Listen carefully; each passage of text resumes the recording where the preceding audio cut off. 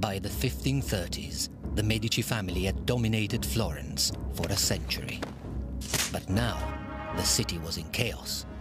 The family and Florence needed new leadership. A prince who would redeem the Medici name and defend the Renaissance itself. Dangerous enemies were gaining strength, the enemies of new ideas. And no one was more radical than their friend and teacher, the greatest scientist in the world, that would declare that the Earth traveled around the sun. His name was Galileo Galilei. And he would come face to face with the most terrifying weapon of the age, l'Inquisizione, the Roman Inquisition. And the Medici would be forced to choose between allegiance to the Church and loyalty to the values of the Renaissance.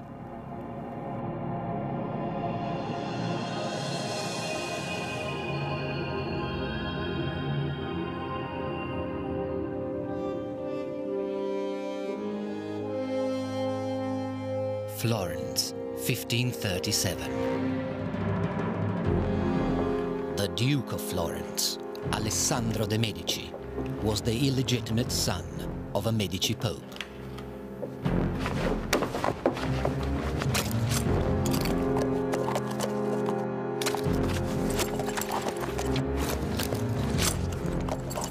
Enemies of the Medici saw a chance to cleanse Florence of the family, once and for all.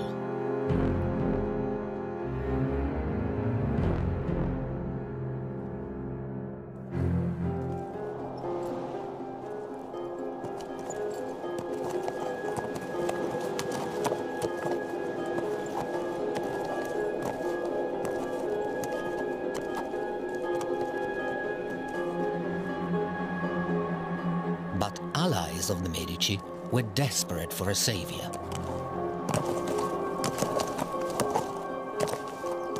No matter how humble or how distant.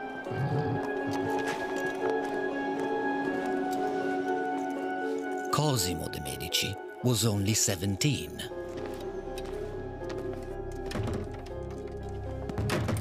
A fourth cousin to the murdered Duke.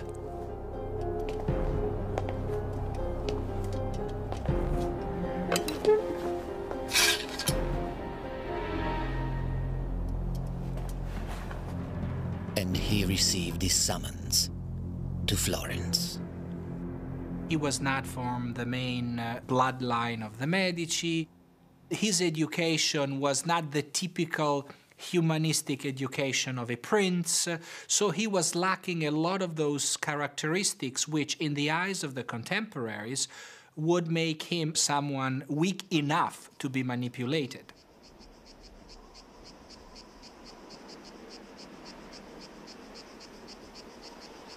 After years of chaos, the city of Florence was in decline. Its streets were deserted. Generations of Medici treasures had been destroyed by violent revolution. Michelangelo, close to the Medici, had fled the city, leaving behind the broken statue of David. Young Cosimo bore the name of a now hated dynasty. But the city was on the brink of anarchy and needed someone to fill the dangerous role of the figurehead of Florence. And for now, Cosimo the teenager would have to do. Most of the people who counted in Florence at the time were fairly aware that the choice of a man raised in the country was a way to have a ruler that they could, control fairly easily. Within 48 hours, Cosimo was elected the new Duke of Florence.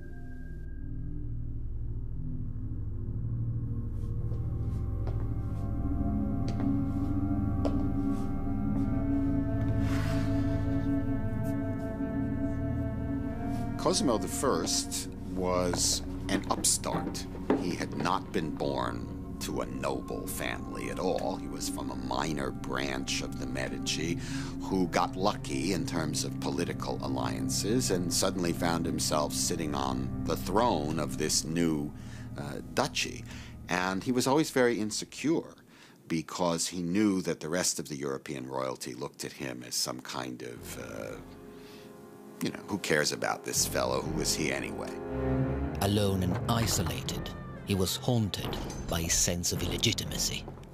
With the constant threat of assassination, it seemed just a matter of time before his enemies caught up with Cosimo.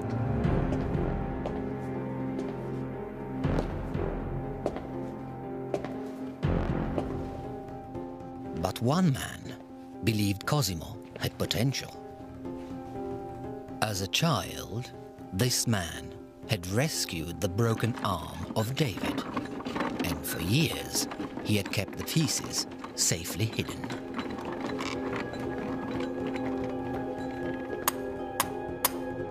He had studied under the great Michelangelo himself. This man's name was Giorgio Vasari. Vasari had waited patiently through the chaos to repair his master's sculpture. All he needed was a patron. And Vasari knew that Cosimo's survival depended on good publicity. He strikes this alliance with Vasari, who invents the culture of a dynasty that wanted to present itself as coming from the Greek gods. But clearly, they were selling cloth until, 20 years before. So they really started almost from scratch. The Medici always had patronized the arts, but with Cosimo I, the arts really become part of political PR.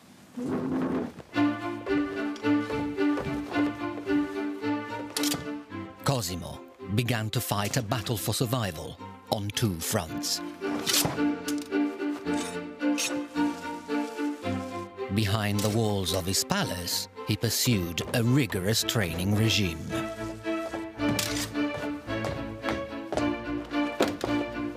And, under Cosimo's personal instruction, Florence's neglected Renaissance found new life.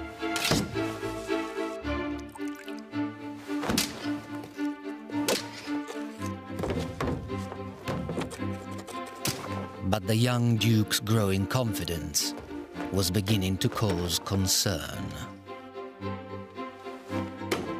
Some openly worried where it might lead. They have mounted a young man on a splendid horse, then told him he must not ride beyond certain boundaries. Now tell me who is going to restrain him when he wants to ride beyond them. You can't impose laws on a man who is your master. By 1543, repairs to David, authorized by Cosimo, were complete. This great symbol of civic independence had risen from the ashes, but only on the orders of a Medici prince. Not for the first time, Michelangelo's art had been co-opted in the pursuit of power. Michelangelo was the greatest artist of the age, and his art was often used by others for political gain. At the Pope's command, over the altar of the Sistine Chapel, Michelangelo had created the finest fresco of his career, The Last Judgment. But his masterpiece was greeted with shock. Michelangelo had filled his fresco with nudes. Church conservatives were appalled. Still reeling from Martin Luther's attack on their authority, they now cracked down on artistic freedom. And Michelangelo's fresco was declared indecent. It was a most dishonest act to have painted so many naked figures, revealing their shameful parts. It is not a work for a papal chapel, but for a bathhouse or a brothel. The church demanded corrections, hiring a new artist to add modesty to Michelangelo's masterpiece. The artist was nicknamed Braghettone, large underpants man. Michelangelo was not impressed. Let His Holiness attend to the reform of the world. Reforming a painting is too easily done. Meanwhile, Medici enemies all over Tuscany were plotting to bring down the arrogant young duke, because Cosimo was developing regal aspirations. But he outwitted his foes by courting a Spanish princess, a woman who shared his ambitious nature. A friend of the rich young lady observed, "She always wanted to win, and she always played for high stakes." Bella Eleonora, eh? She's beautiful. She was the daughter of Pedro de Toledo, Spanish viceroy of Naples, and definitely her rank was superior to Cosimo's rank. Their wedding was for Cosimo a guarantee of the Spanish protection and approval of his regime.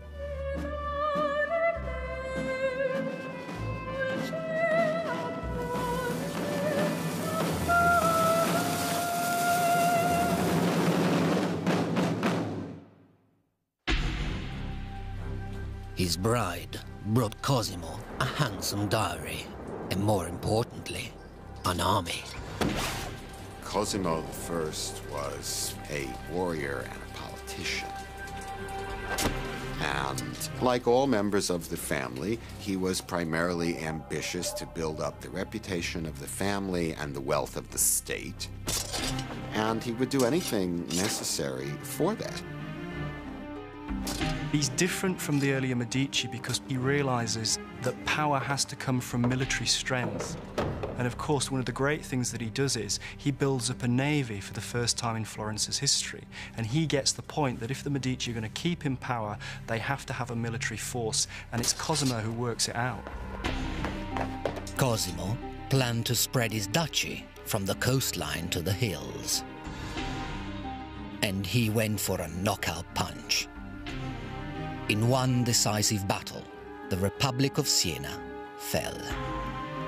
The rest of Tuscany followed in capitulation to the Medici. Cosimo wasn't slow to publicize his success. Across the walls of the old government building, he ordered monumental frescoes from Vasari. Vasari was a sculptor, Vasari was a painter, Vasari was an architect, but more than all of these three arts combined, he supervised everything that was produced in the arts in function of the Medici ideology. Vasari was coordinating more than just producing art at the time. And it is probably one of the first time in Western history in which we have a systematic form of propaganda, of a regime that is in need of legitimizing itself and producing a state ideology that is not existing. Cosimo carefully crafted his image, shaping and editing Vasari's creations. The group of counselors which you've placed around me is not in the least necessary, as I acted entirely alone. You can fill up their places with figures representing silence and other virtues. Vasari painted on an unprecedented scale. He supervised an army of workers, filling the walls of the medieval palace with tales of courage and achievement. Soon, even the ceilings were bursting with heroic display. And Cosimo made sure that every generation of his family were given their place, turning the headquarters of the old republic into a temple to the Medici dynasty. It was fit for a king, if not for the new Duchess, Eleonora. When she arrived in Florence, she was quite disappointed because Naples was the largest city of Europe with roughly 300,000 inhabitants. Florence, compared to that, had probably less than 60,000 inhabitants, had been a republic, and she found, for instance, her side of the Palazzo Vecchio as being way too modest for her dignity. Contradicting all of the traditions of the time, she purchased with her private money Palazzo Pitti, claiming that she could not raise her children of royal blood in such a humble residence. Eleonora had bought a fortress for her family.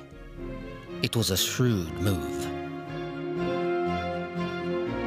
because the couple's regal ambitions had fueled the envy of their rivals. Now, those rivals wanted the Medici family dead. A network of secret police kept the suspicious Duke well informed. Cosimo was always capable of dealing with this risk in a prudent and clever way. We know that he was paying roughly 300 bodyguards regularly, so that is a good way to, cope with that. Such security measures impressed Cosimo's guests. When he goes through the city, his wife and children accompany him, but with a guard of Germans, a light cavalry, and at least 100 musketeers. The Duke's enemies were not easily deterred.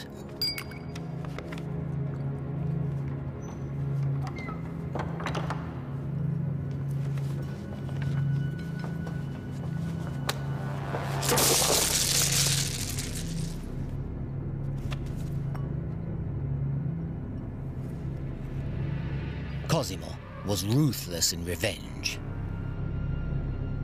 He had to protect the family, to whom he was deeply devoted. Since he became prince, there is no hint that he has had anything to do with anyone but the Duchess, his wife. He lives as an outstanding family man, eating always with his wife and children at a moderately plain table. Now, Cosimo went everywhere with knives down his boots and body armor underneath his clothes.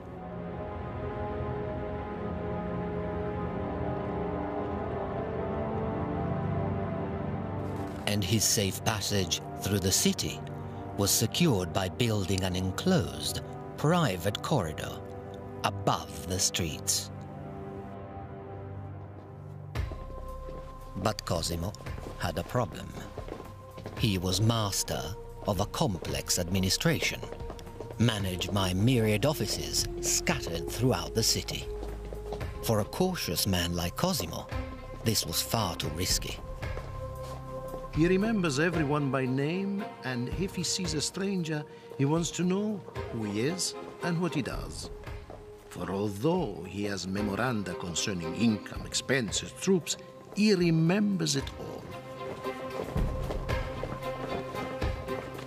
It was Cosimo's realization that you couldn't run the government without a permanent bureaucracy.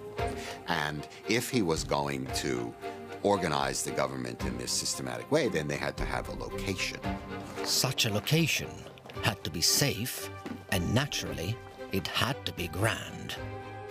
The new buildings were constructed along two sides of a street, with a corridor linking the two wings.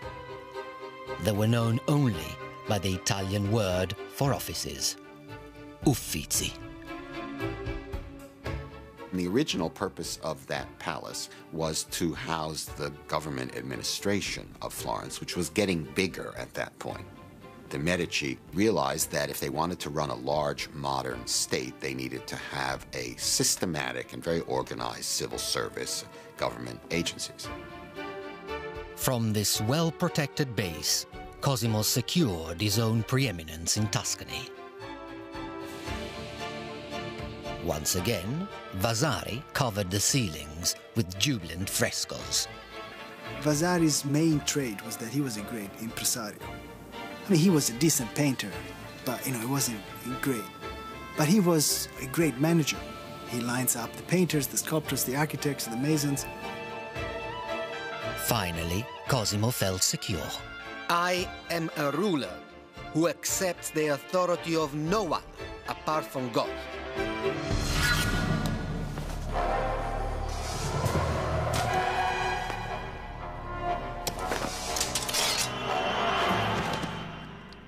And with Vasari's help, Cosimo founded a new school of art and design so that ambitious young artists would come to study in Florence.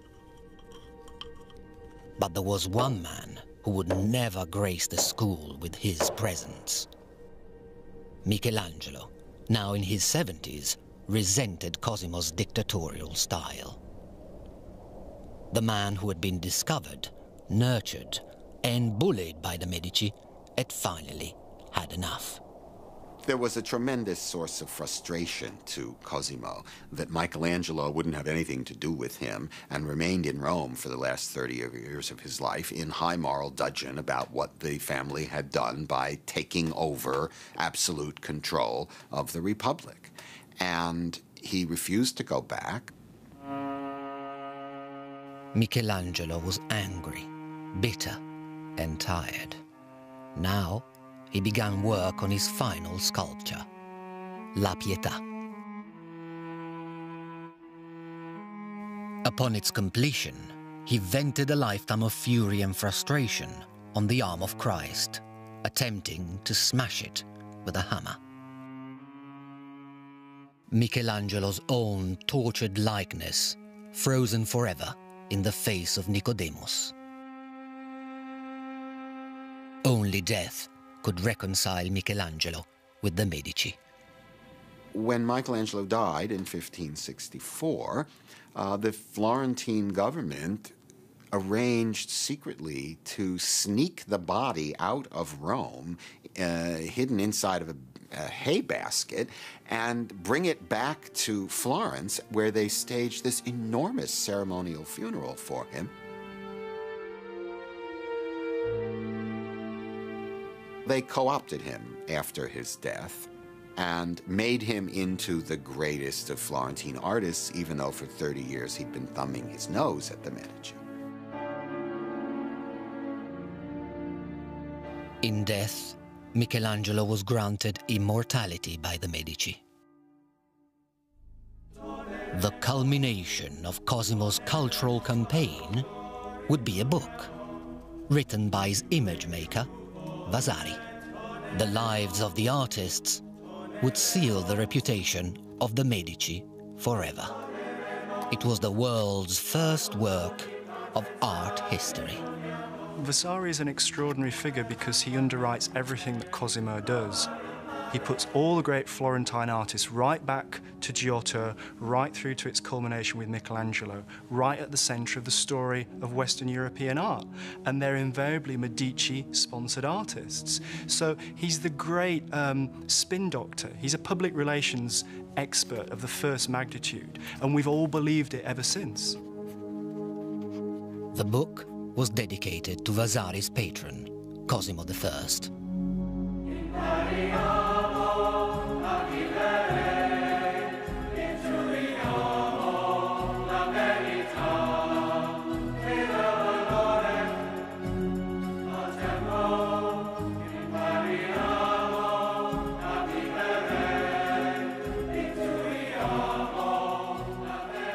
The author argued that the world had been dark for 1,000 years until the light of the artists had illuminated it once again.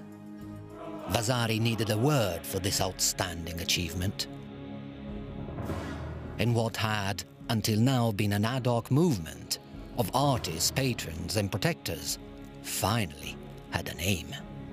It was called the Rinascimento, the rebirth, the Renaissance.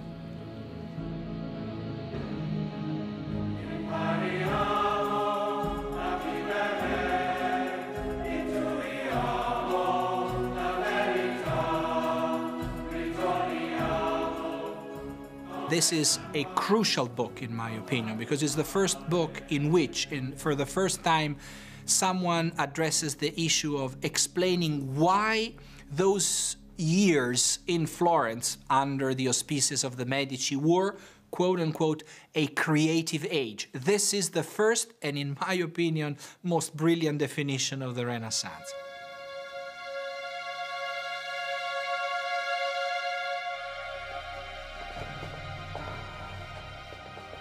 But the ideals of this Renaissance movement now offended the most powerful authority on earth, the Catholic Church. Humiliated by the Protestant revolt, the Church faced a growing clamor for individual freedom. Determined to impose their authority, they now created an agency of obedience, the Roman Inquisition. The Inquisition could be seriously frightening. You're not called and say, oh, come in with your lawyer, and try to take apart our claims, and there is a jury, and the jury will decide who is right. You come in, and they say, we find you guilty. Please confess.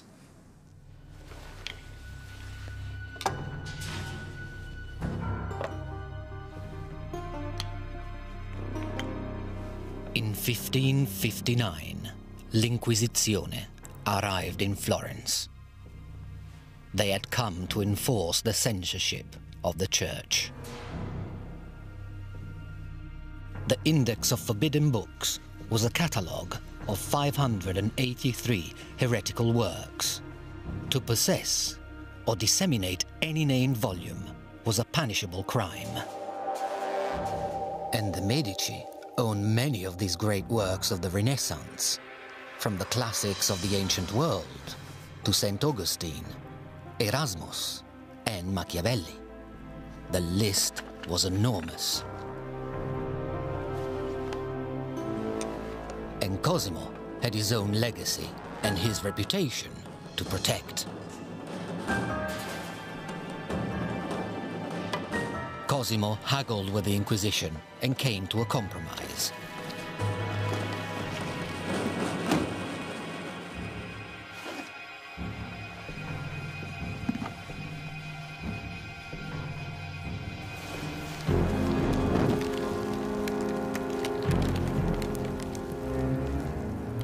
Cosimo organized a token public book burning. Because even a duke could not afford to alienate the Church. And Cosimo was desperate to be formally recognized by the most powerful organization on earth. In 1569, Cosimo de' Medici was crowned Cosimo I, Grand Duke of Tuscany, by the Pope himself.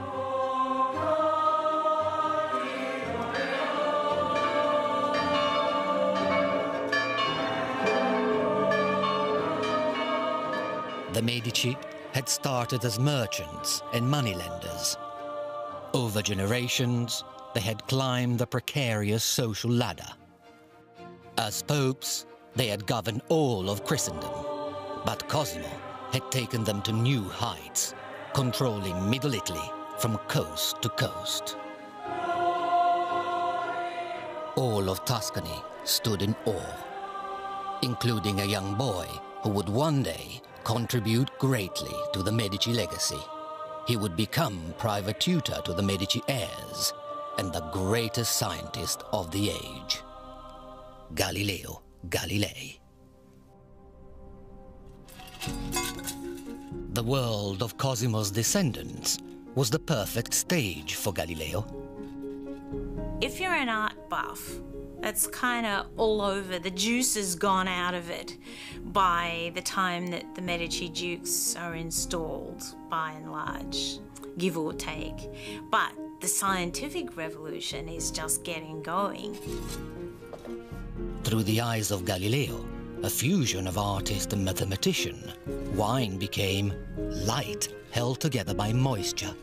As a courtier, his greatest selling point was his uniqueness.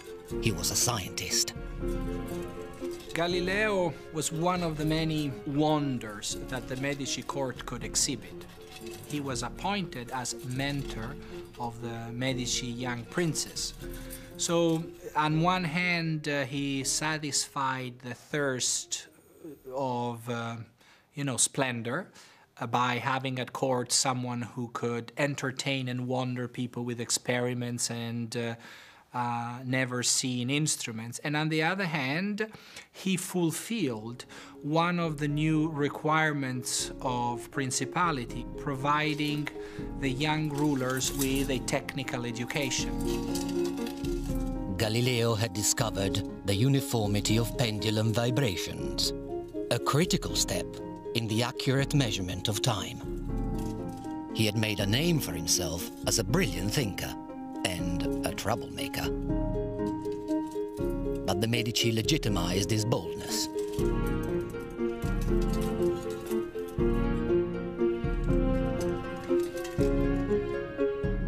In 1610, they appointed Galileo royal professor of mathematics and philosophy, with a healthy salary of 1,000 scudi a year. There was a certain level of official investment in Galileo, and given the kind of claims he wanted to make, the university would have not been the right institution. So I do believe that he needed a court, and the Medici provided that. As Galileo's reputation spread through Italy and Europe, his Medici patrons granted him celebrity and protection. In return, Galileo ensured that his discoveries emerged first at the court of the Medici.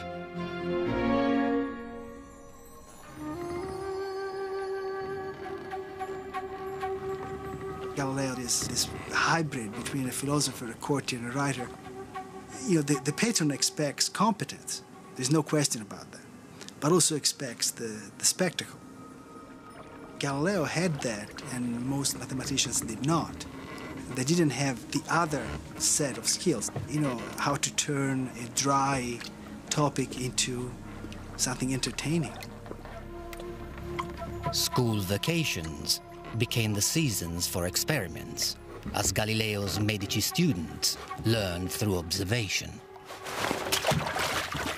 People had always assumed that because it was solid, ice was much heavier than water. But not Galileo. Galileo managed to turn buoyancy, things floating in water or sinking in water, into a court spectacle. Now, that takes talent. Galileo asked whether two balls of different weights would fall at the same speed. Most people thought the question was absurd. Of course, the lighter one would fall more slowly. But Galileo was not convinced. By dropping two balls from the top of the Leaning Tower of Pisa, Galileo proved that all objects fall at the same rate of acceleration. The royal professor had prefigured Newton's theory of gravity by half a century. He was desperately trying to find simple arguments for complicated, for huge phenomena. That was always his angle. He was a master at trying to find these little vignettes that could encapsulate a very complex problem.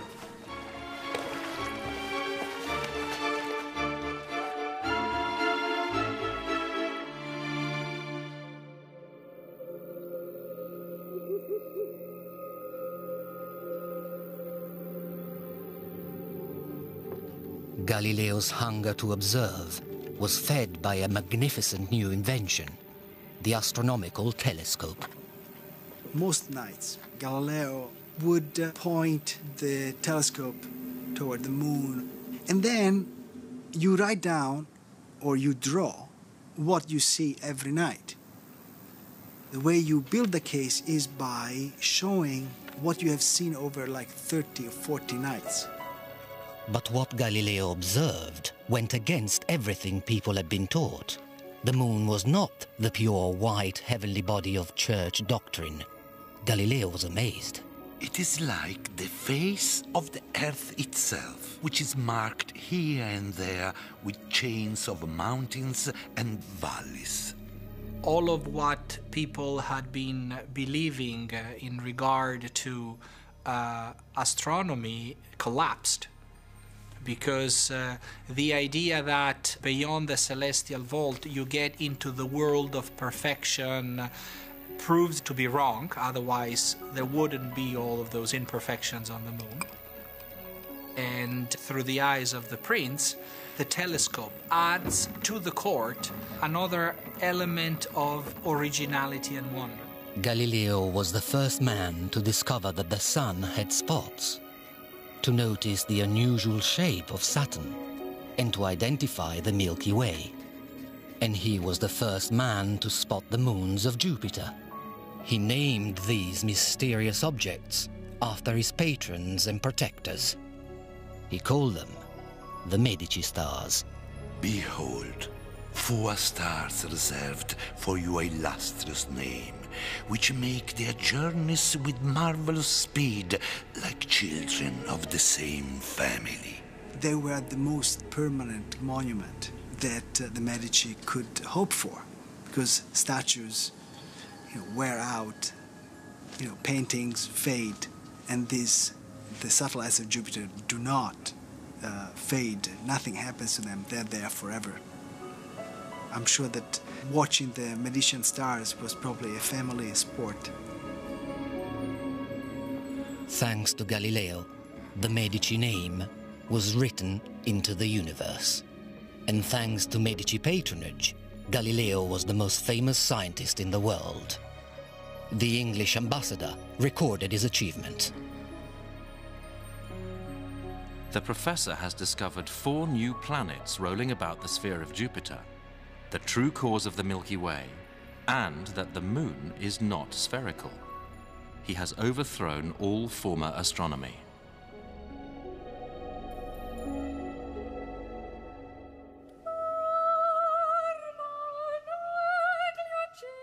The Medici had dominated Florence for over 200 years. What had started as a local revolution now had spread beyond the borders of Tuscany.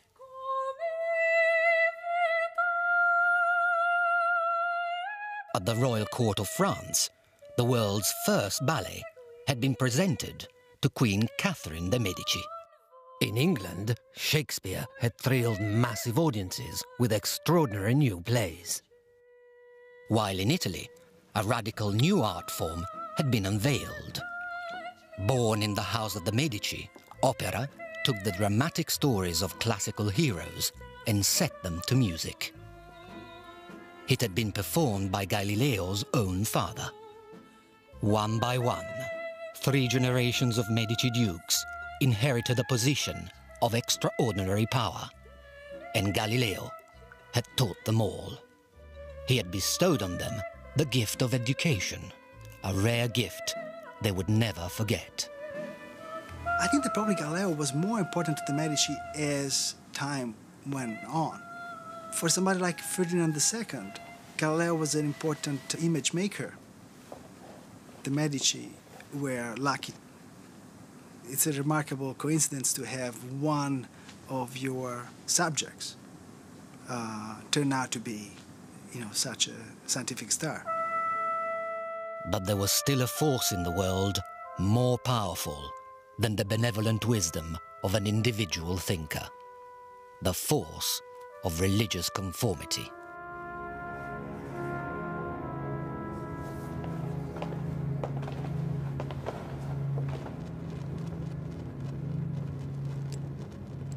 A friend of Galileo had paid the ultimate price for intellectual freedom.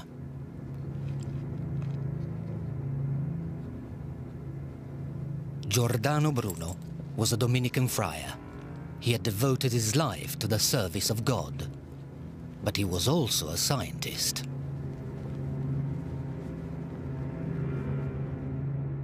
For publishing his theory that the universe was infinite, he was burned alive by the Roman Inquisition.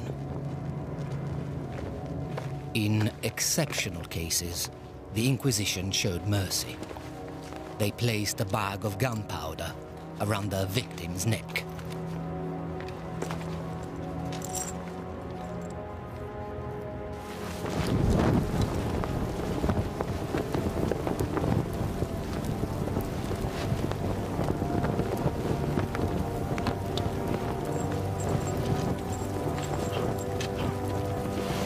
Galileo knew how powerful and dangerous the truth could be. And he knew his own ideas were testing the Inquisition's patience.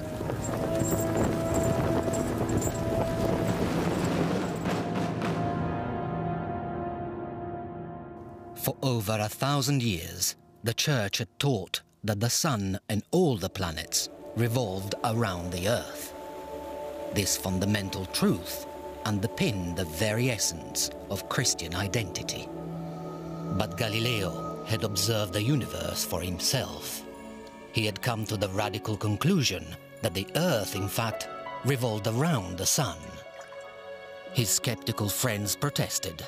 Surely, if the Earth was traveling through space, then they would feel it here on Earth. Galileo argued that, as fish remain inside their bowl, even if the bowl is moved around, so we can happily exist untroubled by the motions of the planets. It was a dangerously seductive idea.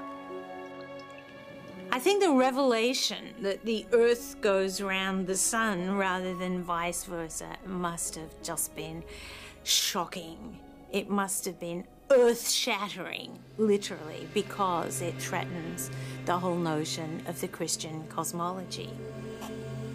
The choice that now faced Galileo was simple: neglect the truth to save his neck, or publish and be damned.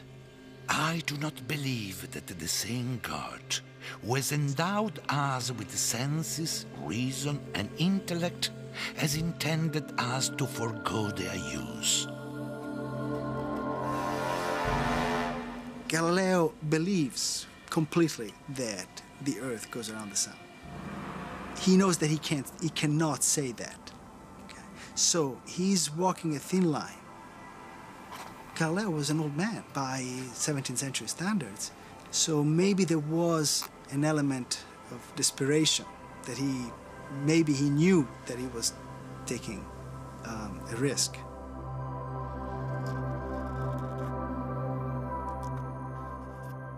Galileo prepared a subtle argument in the form of a conversation between three friends. They just happened to be discussing the structure of the universe. He says, "I'm not publishing a treatise. This is a philosophical comedy. These are fictional characters. Everything is fictional, right?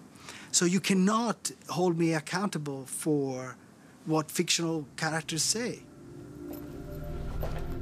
Galileo submitted his text to the church in Florence so that it could be checked for signs of heresy.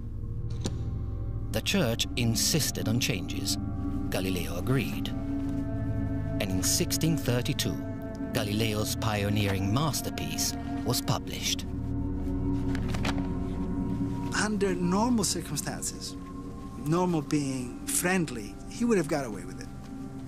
In a more hostile environment, people would simply say, "We do not care that Galileo has used the literary genre of a dialogue between fictional or dead people. He has said this, and we are going to hold him accountable." Galileo called his book The Dialogue of the Two World Systems and dedicated it to his student and patron, the Grand Duke of Tuscany. whose liberal munificence is the means by which it finally reaches publication.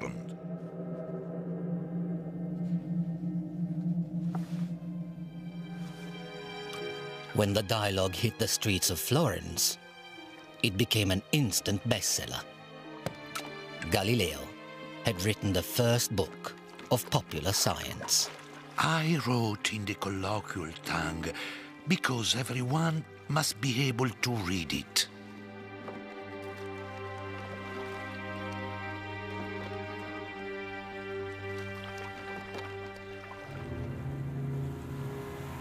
But when the dialogue reached the headquarters of the church in Rome, the Pope was furious. The Pope feels the need to put an end to Galileo writing about his scientific theories because what this produces is essentially a body of knowledge that contradicts the authoritative assertion of the Church, which, according to the common opinion of the time, was the only source of truth. Galileo was officially summoned to face the Inquisition. Now more than ever, he needed the protection of the Medici. The Grand Duke tried to prevent his mentor being hauled to Rome. But the Pope was in no mood for discussion. When His Holiness gets something into his head, that is the end of the matter, since he hardens and shows no respect to anyone. This is really going to be a troublesome affair. If you are accused by the Inquisition and you manage to stay away from Rome and negotiate things remotely, it's one thing. If they get you to Rome, you're a goner.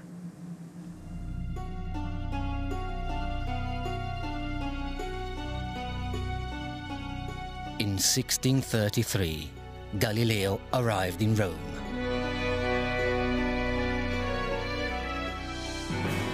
The Inquisition had their man at last. It's really a misnomer to say that Galileo's trial was a trial. It was a trial in the 17th century in the sense of the term, but it definitely was not a trial the way, we mean it. Not only there is no jury, but the suspect has very little access to the case that is being built. In Galileo's case, the machinery had been going on without him knowing for a long time. They already had a file on him. It's amazing. I mean, it's actually scary. If you read the manuscript, the documents, you see that the machine starts, is set into motion, and it's not clear how it can be stopped. Ordered to dress in the white robes of a penitent, Galileo had been shown the instruments of persuasion. The Inquisition reliance on torture is not seen as part of the punishment. It is seen as a practice to get to the truth. The belief is that the suspect has seen things, has done things, and he or she does not want to admit that. And so torture comes in. They really squeeze the truth out of you.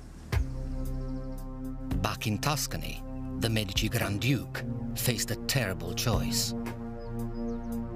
For over 200 years, his family had nurtured generations of radical thinkers. They were far more than financial backers. The Medici had prided themselves on intimate involvement with the creative process.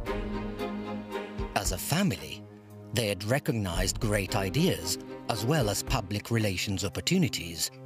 But now, they were a royal dynasty, anxious to retain control of their territory. And they depended for survival on the benevolence of an even greater power: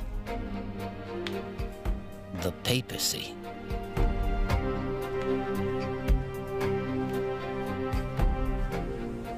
The Pope basically says, look, stop pushing. He says, tell the Grand Duke that he's not going to come out looking good, or he's not going to come out well from this.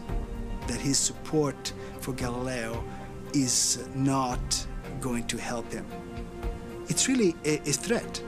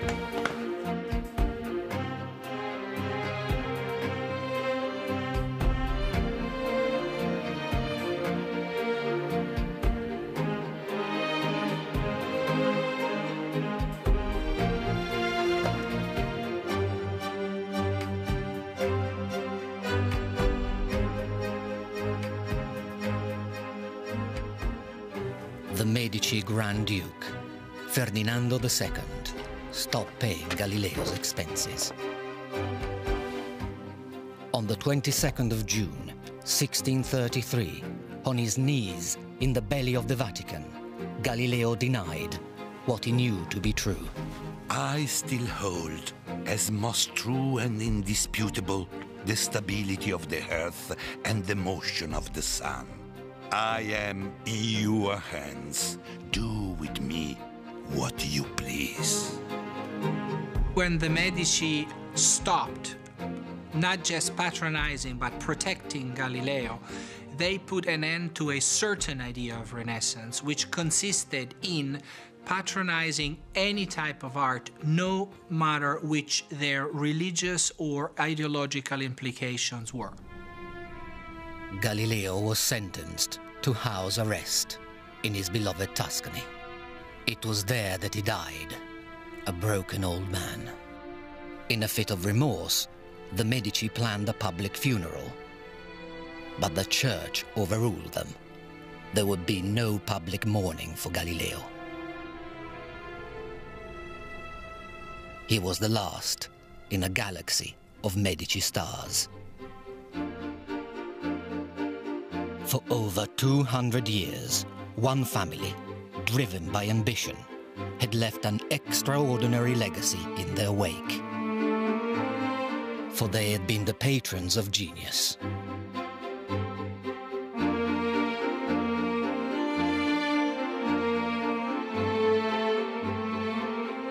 Renaissance men who had changed the Western world.